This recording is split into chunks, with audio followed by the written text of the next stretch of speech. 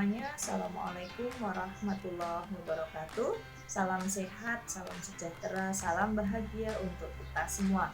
Pada kesempatan kali ini kita akan melanjutkan diskusi kita tentang mata kuliah metodologi penelitian kuantitatif, yang pada kesempatan ini kita akan bicara tentang kerangka teori, hipotesis penelitian, kemudian konseptualisasi, dan yang terakhir adalah bicara tentang instrumen penelitian. Untuk mempersingkat waktu, kita akan mulai dari kerangka pemikiran atau kerangka berpikir. Ada dua hal dalam istilah tersebut, yaitu kerangka dan berpikir.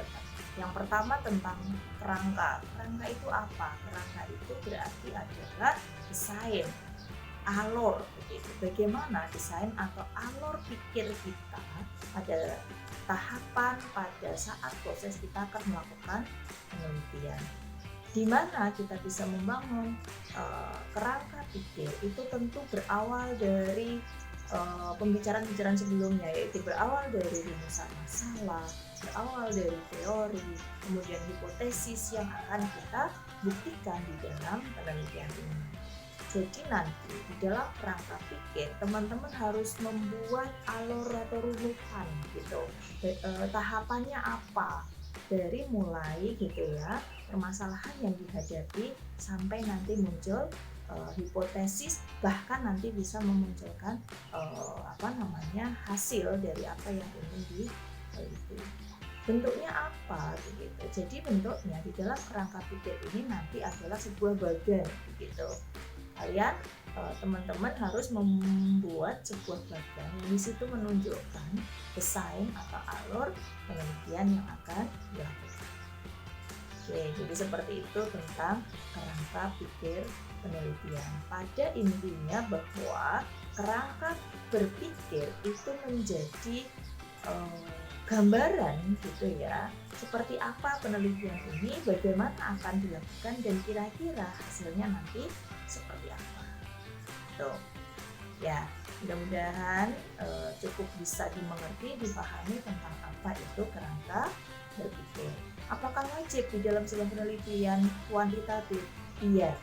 Kenapa? Karena kerangka pikir ini yang akan mengarahkan kita, yang akan menunjukkan jalan gitu ya, supaya tidak berbelok kemana-mana begitu penelitian yang akan kita lakukan.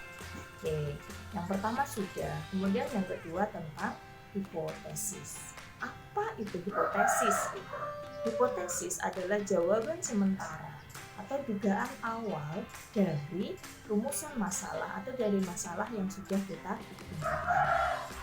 Mengapa kemudian disebut hipotesis itu adalah jawaban sementara atau dugaan awal? Karena hipotesis ini disusun oleh seorang peneliti masih berdasarkan teori-teori atau hasil-hasil penelitian yang ada sebelumnya. Artinya hipotesis ini belum kemudian dibandingkan dengan fakta-fakta empiris, fakta-fakta yang ada di tempat kita lakukan penelitian, sehingga kemudian dinamakan sebagai hipotesis. Ini adalah jawaban sementara atau dugaan awal. Begitu. Mengapa kemudian hipotesis ini perlu kita rumuskan sebelum penelitian itu kita lakukan? Karena tujuan dari penelitian kuantitatif adalah membuktikan kebenaran dari hipotesis yang sudah dirumuskan. Sekali lagi, nah untuk hipotesis itu dirumuskan itu tidak kemudian sembarang gitu ya. Tetapi untuk merumuskan hipotesis, kembali lagi kita akan mendasarkan pada teori yang ada. Nah, di dalam penelitian kuantitatif itu nanti akan kita kenal dengan hipotesis awal atau hipotesis nol atau nihil begitu ya, yang kemudian akan dikodekan gitu dengan HO atau H0, dan yang kedua adalah hipotesis alternatif atau HA biasanya ditulis.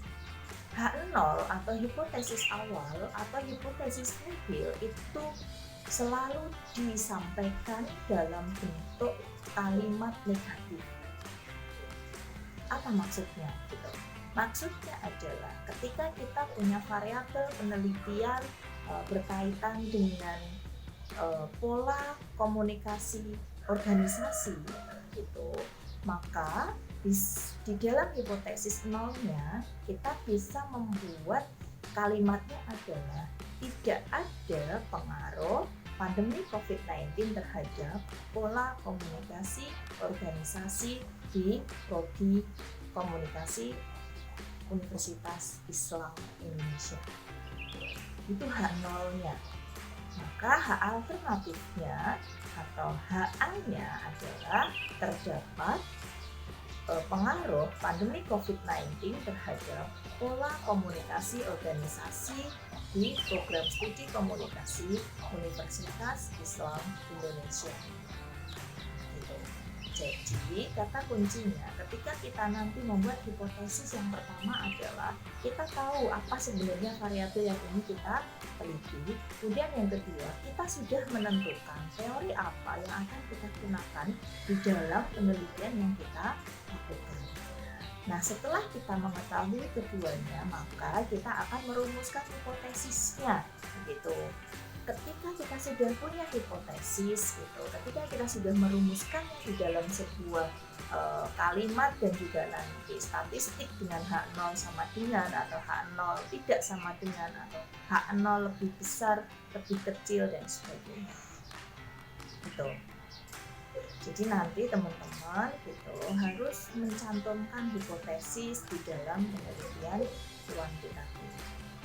Ya, seperti itu. Kalau nanti kita sudah mengambil data gitu, kita sudah lakukan analisis data, maka kita akan menemukan jawaban yang gitu ya sesuai dengan hasil penelitian yang kita lakukan. Apakah menerima hipotesis atau menolak hipotesis? Kalau menerima hipotesis, maka begitu penelitiannya akan mendukung teori yang kita gunakan. Nah, apakah di dalam penelitian kuantitatif hipotesis itu harus selalu diterima? Dugaan awal itu harus diterima? Tentu tidak. Gitu. Jadi teman-teman tidak selalu harus gitu ya hipotesis itu diterima oleh sebuah penelitian. Ini yang seringkali membuat mahasiswa itu ragu ketika hipotesisnya kesimpulannya adalah menolak hipotesis. Gitu. Jadi teman-teman tidak usah berkecil hati ketika nanti gitu ya sudah mengambil data dan melakukan analisis data kok kesimpulannya adalah menolak H0. Ya, kayak itu berkaitan dengan hipotesis.